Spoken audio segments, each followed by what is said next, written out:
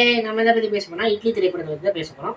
முக்கியமா இதோட படத்தோட பிளஸ் அண்ட் மைனஸ் சொல்லிடுறேன். முக்கியமா என்னன்னா, ஒரு பெஸ்ட்டான ஒரு திரைப்படம் சொல்லுவேன் தவிர, ஒர்ஸ்ட் திரைப்படம் லிஸ்ட்ல சொல்லவே மாட்டேன்.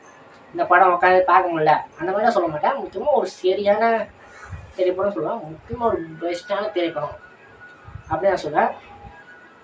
ஆனால் ஒரு ஒரு ஒரு ஃபீல் குட் மூவி அப்படின்னு நான் சொல்லுவேன். ஒரு பெஸ்ட்டான திரைப்படம் சொல்லுவேன். ஆனால் ஒரு ஒர்ஸ்ட் திரைப்படம் சொல்லவே மாட்டேன். நல்லாவே இருந்துச்சு. இந்த படத்தை நான் பார்த்துமே ரிவ்யூ கொடுக்கும்போது ஒரு பங்கமான ரிவ்யூ கொடுத்தேன். தவிர ஒரு ஒர்ஸ்டான ரிவ்யூ நான் என்றைக்கே கொடுத்ததில்ல.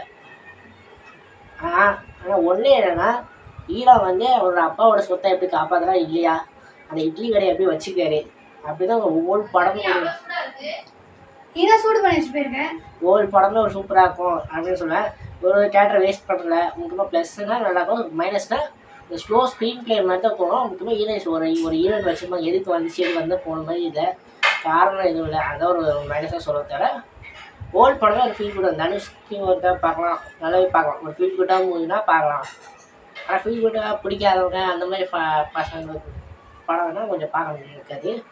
நன்றி, வணக்கம். மீண்டும் உங்களை அடுத்த வீடியோ சொன்னது மோக்க பாய்ஸ் வாய்ஸ் திங்க்